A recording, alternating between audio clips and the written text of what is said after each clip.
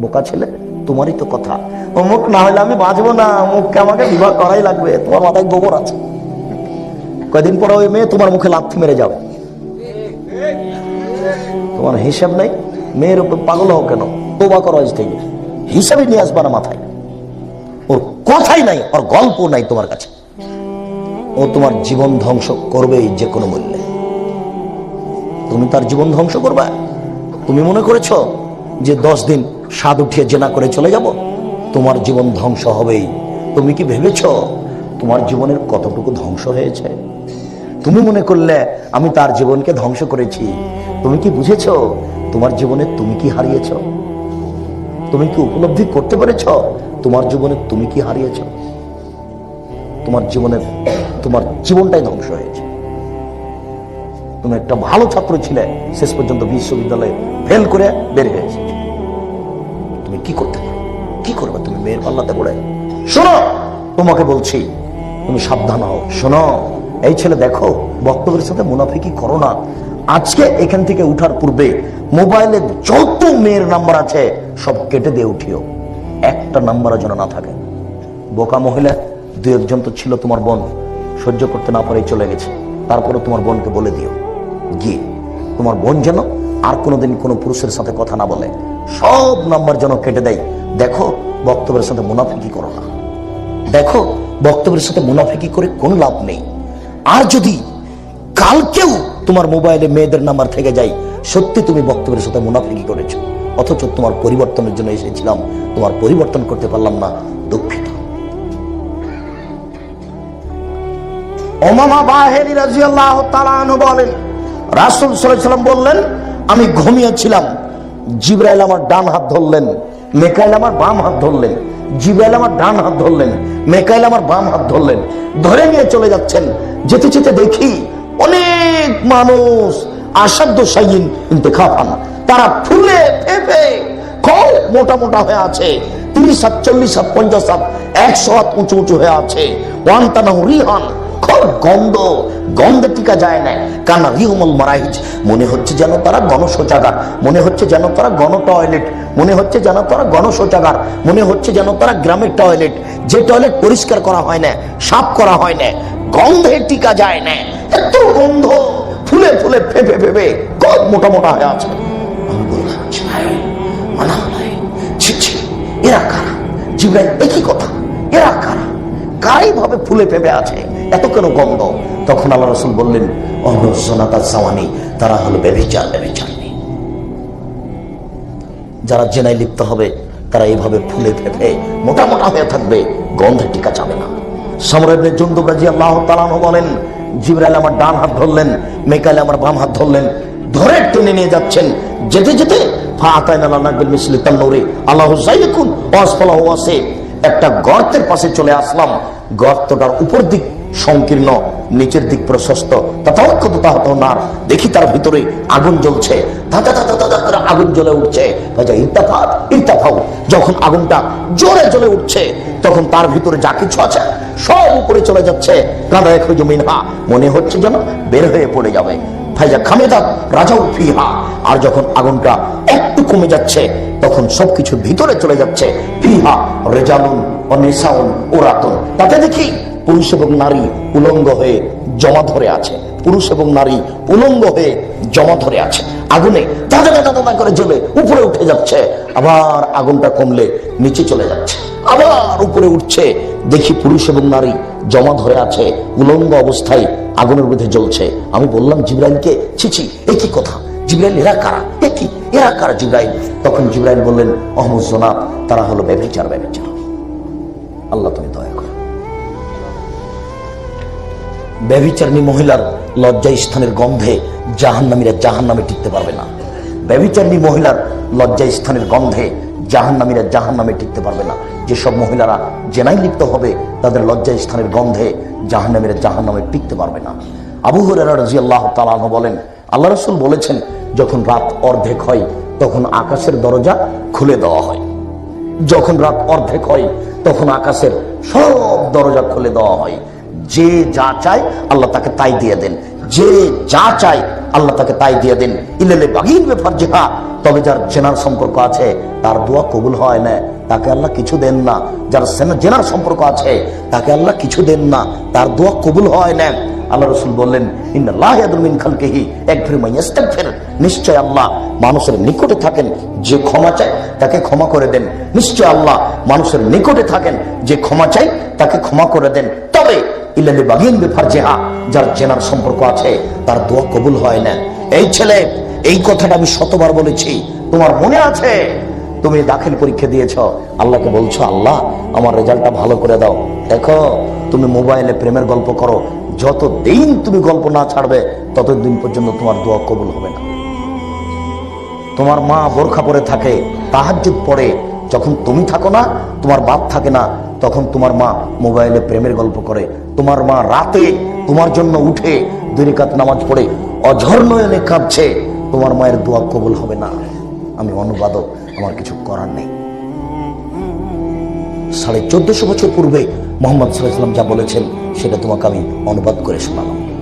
সম্মানিত উপস্থিতি, রাসূল সাল্লাল্লাহু আলাইহি ওয়াসাল্লাম বলেন, আল বিকরু বিল বিকরি জিলদুমি ও তাগরিবু সানা, অবিবাহিত ছেলে মেয়ে যদি জেনায় লিপ্ত হয় তাহলে তাকে 100 লাঠি পিটিয়ে এলাকা থেকে 1 বছরের জন্য তাড়িয়ে দিতে হবে। তিনি বলেন, আর সাইবু বিসাইবুর রাজুল, বিবাহিত পুরুষ নারী যদি জেনায় লিপ্ত হয় তাহলে তাকে ইট ঢেল পাথর দিয়ে মেরে মেরে মেরে ফেলতে হবে। এদেশের লাখো ভাবিকে ইট ঢেল পাথর দিয়ে মেরে ফেলতে হবে। যারা দেবরের সাথে জেনায় লিপ্ত হয় এদেশের লাখো দুলাভাইকে ইট ঢেল পাথর দিয়ে মেরে ফেলতে হবে। যারা সেলিকার সাথে জেনায় লিপ্ত হয় এদেশের লাখো পুরুষকে ইট ঢেল পাথর দিয়ে মেরে ফেলতে হবে।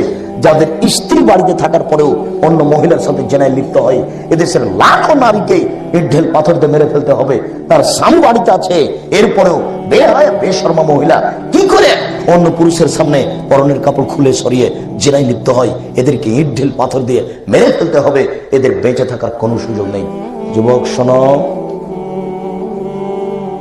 জেনার পাপ যতই কঠিন হোক না কেন, তুমি মনে রেখো এই পাপটি আল্লাহর সাথে জড়িত। এদেশের মাটিতে জেনার বিচার হয় না। তুমি নিরাশা হয় না, তবে তোমাকে আমি বলছি যে পাপ জেনার যত বড়ই হোক তুমি নিরাশা হয় না। রাসূল সাল্লাল্লাহু আলাইহি ওয়াসাল্লাম বলেন, আল্লাহ তাআলা বলেন, লাউ বালাগাত জুনুবুকা আনানাস সামায়ে, তোমার পাপ যদি বেশি হতে হতে হতে হতে হতে আকাশে লেগে যায়,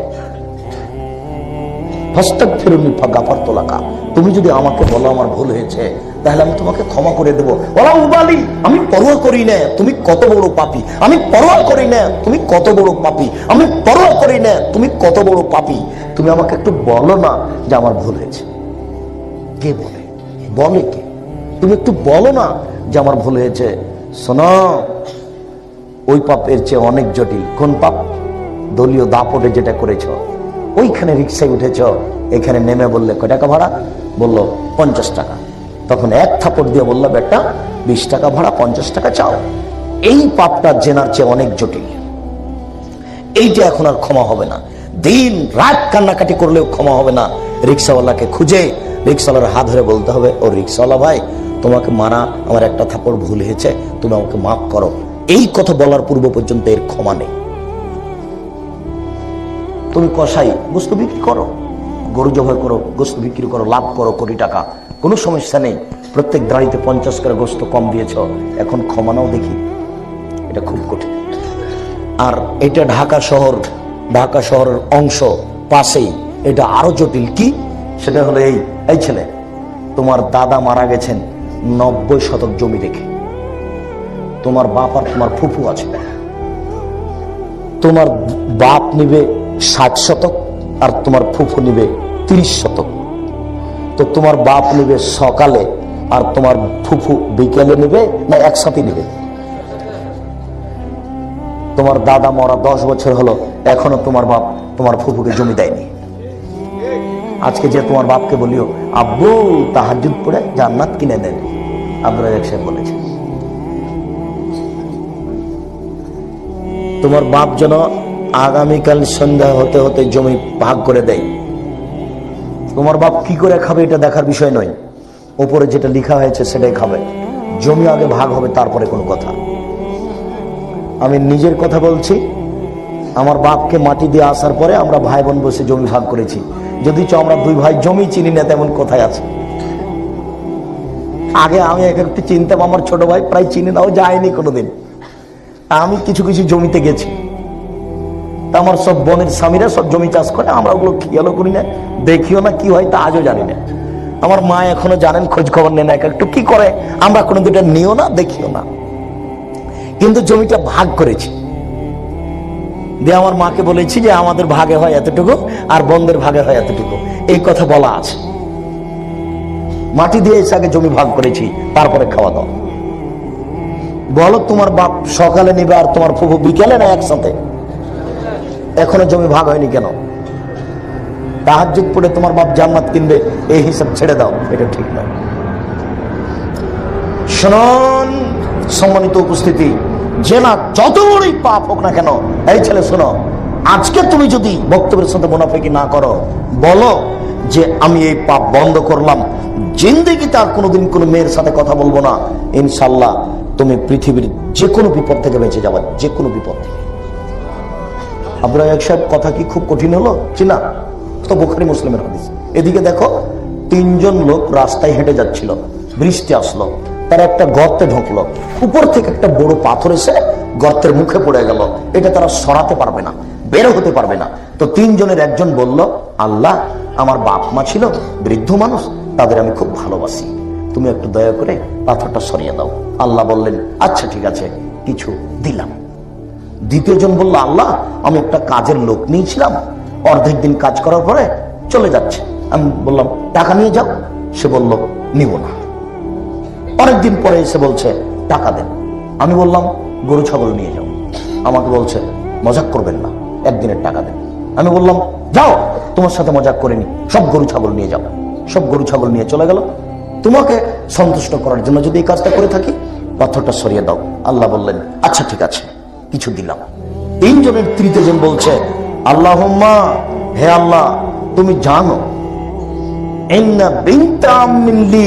আমার একটা চাচার মেয়ে ছিল, আমি তাকে এত ভালোবাসতাম, আমি তাকে এত ভালোবাসতাম, মানুষ নারীকে যা ভালোবাসে তার চেয়ে লক্ষ কোটি গুণ বেশি আমি ভালোবাসতাম। বোকা ছেলে, তোমারই তো কথা, অমুক না হলে আমি বাঁচবো না, অমুককে আমাকে বিবাহ করাই লাগবে, তোমার মাথায় গোবর আছে। কয়েকদিন পরে ওই মেয়ে তোমার মুখে লাথি মেরে যাবে, তোমার হিসাব নেই। মেয়ের উপর পাগল হও কেন? তোবা করো আজ থেকে, হিসাবে নিয়ে আসবা না মাথায়। ওর কথাই নাই, ওর গল্প নাই তোমার কাছে, ও তোমার জীবন ধ্বংস করবেই যে কোনো মূল্যে। তুমি তার জীবন ধ্বংস করবে? তুমি মনে করেছো যে 10 দিন স্বাদ উঠিয়ে জেনা করে চলে যাব? তোমার জীবন ধ্বংস হবেই। তুমি কি ভেবেছো তোমার জীবনের কতটুকু ধ্বংস হয়েছে? তুমি মনে করলে আমি তার জীবনকে ধ্বংস করেছি। তুমি কি বুঝেছো তোমার জীবনে তুমি কি হারিয়েছ? তুমি কি উপলব্ধি করতে পেরেছ তোমার জীবনে তুমি কি হারিয়েছ? তোমার জীবনটাই ধ্বংস হয়েছে। তুমি একটা ভালো ছাত্র ছিলে, শেষ পর্যন্ত বিশ্ববিদ্যালয়ে ফেল করে বের হয়ে এসেছো। তুমি কি করতে পারো? কি করবে তুমি মেয়ের পাল্লাতে পড়ে? শোনো, তোমাকে বলছি, তুমি সাবধান হও। এদিকে দেখো, লোকটা বলছে মানুষ যে নারীকে ভালোবাসে তার চেয়ে লক্ষ কোটি গুণ বেশি আমি ভালোবাসতাম। আমি তার সাথে আমি তার সাথে জেনা করতে চাইলাম, সে নাকচ করে দিল। সে বলল 100টি স্বর্ণের টাকা দিতে পারলে আমি রাজি। আমার বোন বুঝেছিল আমি গরিব মানুষ, 100 টাকা সংগ্রহ করতে পারবো না, এই কারণে সে চুক্তি করেছিল। আমি হাড় ভাঙা পরিশ্রম করলাম, জীবন বাজি রেখে 100 স্বর্ণের টাকা সংগ্রহ করে দিলাম। আমি তার 2 পায়ের মাঝে বসলাম, আমি এখন জেনা করব। তখন আমাকে বলছে, ইয়া আব্দাল্লাহ, এ আল্লাহর বান্দা, দেখ এ আল্লাহর বান্দা, ইত্তাকিল্লাহ, তুই একটু আল্লাহকে ভয় কর রে, আল্লাহ তাবতাহিল খাতামা, আমাকে অসতী করিস না। এ আল্লাহর বান্দা, তুই একটু ভয় কর রে, আমাকে অসতী প্রমাণ করিস না। এ আল্লাহর বান্দা, তুই একটু ভয় কর রে, আমি তো বেকায়দায় পড়ে গেছি, তুই একটু আল্লাহকে ভয় কর, আমাকে অসতী প্রমাণ করিস না। আনহা, আমি উঠে গেছি, আমি জেনা করিনি, তুমি পাথর সরিয়ে দাও। আল্লাহ বললেন, আচ্ছা ঠিক আছে, যাও, আমি পাথর সরিয়ে দিলাম। বুখারী মুসলিম। দেখো বুখারী মুসলিম, তুমি যদি আজকে দৃঢ় প্রতিজ্ঞ হতে পারো জিন্দেগিতে আমি কোনোদিন কোনো নারীর সাথে কথা বলবো না, ইনশাল্লাহ তুমি যে কোনো বিপদ থেকে বেঁচে যাওয়া ইনশাআল্লাহ। শুধু তাই নয়, এদিকে শোনো, তোমার সাথে যদি আজ থেকে কোনো মেয়ে কথা বলতে চাই, তাহলে তুমি বলবা ইন্নী আখাফুল্লাহ, আমি আল্লাহকে ভয় করি। তোমার সাথে আমি কথা বলবো না, তোমার সাথে আমি জেনায় লিপ্ত হব না, জিন্দেগিতে তুমি আমার সাথে আর কথা বলো না, আমি আল্লাহকে ভয় করি। তুমি যদি এই কথা বলতে পারো, তাহলে বিচারের মাঠে 7 শ্রেণীর মানুষ বিশেষ ছায়াতলে থাকবে, তার মধ্যে তুমি একজন। বিচারের মাঠে 7 শ্রেণীর মানুষ বিশেষ ছায়াতলে থাকবে, তার মধ্যে তুমি একজন। বুখারী মুসলিম। তোমার কথা শেষ করলাম, তোমার বোন আর তোমার মায়ের কাছে গেলাম। শোনো, আল্লাহ রাসূল বলছেন, কোন মহিলা যদি 5 ওয়াক্ত নামাজ পড়তে পারে, রমজানে রোজা থাকতে পারে, স্বামীকে মেনে চলতে পারে, তোমার বোন আর তোমার মা তো এখানে নেই, বুঝবে না, তো তোমাকে বলে দিচ্ছি, তোমার মাকে তোমার বাপকে মেনেই চলতে হবে যে কোনো মূল্যে। ভালো লাগলেও স্বামীকে মানতে হবে, মন্দ লাগলেও স্বামীকে মানতে হবে, তিতা লাগলেও মানতে হবে, মিঠা লাগলেও মানতে হবে, আর না হলে খোলা তালাক নিয়ে চলে যেতে হবে। বাড়িতে ঢোবেন আর মুখ বাঁকা করে ওইদিকে চলে যাবে, এটা হবে না। কথা বুঝতে পারেননি? বাড়িতে সালাম দিয়ে ঢোকলেন, দেখছি যে ওইদিকে চলে গেল মুখ বাঁকা করে, একই কথা। একদিন বলছিলাম, মনে আছে? আলোচনার নাম হলো এতিম ও প্রতিবেশী। ওটা টান দিয়ে দেখেন, বিস্তারিত বিবরণ দেওয়া আছে। এতিম ও প্রতিবেশী, ওখানে বলা আছে 4টা জিনিস আছে যার সুখময় জীবন তার, 4টা জিনিস আছে যার সুখময় জীবন তার, 4টা জিনিস আছে যার সুখময় জীবন তার। 1, আল মারাতু সলেহা, ভালো স্ত্রী। সালাম দিয়ে ভেতরে ঢেকে ওইদিকে চলে গেল, তাহলে এটি কি ভালো হলো? 2, আল জার সলে, ভালো প্রতিবেশী। প্রতিবেশীর বিবরণ দেওয়া আছে বিস্তারিত। 3, আল বাইতুল ওয়াসে, প্রশস্ত ঘর। অন্তত মেহমানের ঘরটা খুব বড় হবে, 10 জন 12 জন যেন থাকতে পারে, এসে মেহমান খাবে। আর ওখানে বলেছি আপনাকে যে আপনাকে ফিরে যেতে হবে আপনার বাপের স্বভাবে, আপনার মা, আপনার স্ত্রীকে ফিরে যেতে হবে আপনার মায়ের স্বভাবে। এখন যেটা আপনার স্বভাব আর আপনার স্ত্রীর স্বভাব, এটা চলবে না। আপনার বাপের স্বভাব কি ছিল বলতে গিয়ে আপনাকে বুঝিয়েছি যে আপনারা ছিলেন 10 ভাই বোন, আর বাড়িতে ছিল 3 জন কিষান কামলা, কটা হলো? 13 জন। আর আপনার বাপ মসজিদ থেকে 2 জন ফকির ধরে নিয়ে আসছেন, 15 জন। আর আপনার বাপ মা 17 জন। এই 17 জন মানুষের ভাত রান্না করতো আপনার মা ঢেঁকিতে ধান ভেঙে। কোনোদিন ভারী লাগেনি, কোনোদিন ভারী মনে করেও নি। আজকে আপনার স্ত্রী যেখানে রান্না করে সেখানে আছে ফ্রিজ, সেখানে আছে গ্যাসের চুলা। রাত 10টার সময় আপনি আমাকে সাথে করে নিয়ে গিয়ে বলছেন, খালেদা উঠো, আব্দুর রাজ্জাক সাহেব গেস্ট মেহমান আছেন, একটু খানা পানি রেডি করো। তুমি রাতে মেহমান নিয়ে এসছো? কে এগুলো করে? একদিন ধমক দিলেই আর কোনোদিন মেহমান আনতে পারবেন না, মাথায় ভয় ঢুকে গেছে। আর যদি আপনার মা বেঁচে থাকেন, বয়স তার 80, 77, এই কথা যদি শুনে নেই, বৌমাই কথা বললো, চট করে উঠে এসে বলবে, থাক বেটা, বৌমাকে উঠেছে না, আমি করে দিচ্ছি, আমি তরকারি পাতি ঠিক করে দিচ্ছি, ভাত সব কিছু গরম করে দিচ্ছি। এখন আপনার মা বলবে, এখন এই মুহূর্তে বয়স তার 80। কথা কি আমার বুঝতে পেরেছেন? তো সেই দিন আপনার মা পারে, আপনার বাপ পারে, আপনার স্ত্রী আপনি পারেন না। কেন পারবেন না? বাড়িতে মেহমান খাবে, কথাই ঠিক। আপনি আমার কথা রক্ষা করেন। 250, 250 চাউল রান্না করিয়েন না, 2 জনের রান্না করবেন হাফ কেজি, 3 কেজি চাউল রান্না করবেন, সারাদিন ফকিরে খাবে। খেতে খেতে সন্ধ্যা হয়ে যাবে, যদি থেকে যাই গরুতে খাবে, গরু ছাগলে খাবে। 100 চাউল রান্না করছেন কেন? এ কোন হিসাব আসলো? ঢাকা শহরে এক সাইডে বসবাস করলে এরকম করতে হবে? ভুল হিসাব। মেহমানকে হিসাব করে ভাত রান্না করতে হবে, এটাই হিসাব। যদি বউ কথা না শোনে, প্রয়োজনে একদিন 3 বার রান্না করতে হবে, 5 বার রান্না করতে হবে। বউ যদি কথা না শোনে, তাহলে তাকে তালাক দিতে হবে। আল্লাহ রাসূল বলেছেন, সম্পি সালাসা, ধ্বংস 3টে জিনিসে। তো বলেন সেটা কি? কেন মেহমানের জন্য রান্না করবে না? করতেই হবে, জরুরি। আপনি মেহমানকে খেতে দিতে শিখেন, ফকিরকে খেতে দিতে শিখেন। 3 দিন যদি ফকির না আসে, তাহলে স্ত্রীকে পাশে নিয়ে বলেন, ব্যাপারটা কি, ফকির কেন আসে না? উপরে কি কোনো নড়চড় হয়ে গেল নাকি? কেন মনে নেই আপনাকে বলা হয়নি যে আল্লাহ রাসূলকে বলা হলো সবচেয়ে মানুষের জীবনে ভালো কাজ কি? আইউল ইসলামে খায়। আল্লাহ রাসূল মানুষের জীবনে সবচেয়ে ভালো কাজ কি বলেন তো? তখন আল্লাহ রাসূল বললেন, তুতিল বুদ্ধ, দুস্থ গরিব ফকির মিসকিনকে খেতে দেওয়া। কি করলেন জীবনে? সম্মানিত উপস্থিতি, এই ছেলে, তোমার মার কথাটা বলেনি? 5 ওয়াক্ত নামাজ পড়লো, রমজান মাসের রোজা থাকলো, স্বামীকে মেনে চললো, জেনায় লিপ্ত হলো না, জান্নাতের 8টি দরজা খোলা, যে কোনো দরজাতে ঢুকতে পারবে, যে কোনো দরজা দিয়ে। জান্নাতের 8টাই খোলা। 5 ওয়াক্ত নামাজ পড়লো, রমজান মাসে রোজা থাকলো, 4টি জিনিস, স্বামীকে মেনে চললো, আর জেনায় লিপ্ত হলো না, সালাত খামসাহা, সমাত সাহারাহা, আতাত বালাহা, অহাসানাত ফারজাহা, এই 4টা কাজ করলো, জান্নাতের 8টি দরজা খোলা। মহিলাদের জন্য জান্নাত পাওয়া সহজ, কিন্তু কে বুঝে সেটা? তারা তো বুঝে না, তারা ধর্মকর্ম মানেও না। যেহেতু স্বামী অকেজো, যেহেতু স্বামী একজন ফালতু মানুষ, যেহেতু বাপ অকেজো, বাপ একটা ফালতু মানুষ। আপনাকে আমি বলিনি, আপনি আমার কথা রক্ষা করেননি, বক্তব্যের সাথে আপনি মুনাফিকি করেছেন। আপনাকে আমি অনুরোধ করেছিলাম, দেখেন আপনি বাপ, আপনার বাপের জমিদারি আছে, বিত্তশালী আপনি, বেশি টাকা দিয়ে ছেলে মেয়েকে লালন পালন করেন, কোনো সমস্যা নেই। টাকা নেই, কলা বিক্রি করে ছেলে মেয়েকে লালন পালন করেন। যদি না হয় তাহলে চকলেট বিক্রি করে ছেলে মেয়েকে লালন পালন করেন।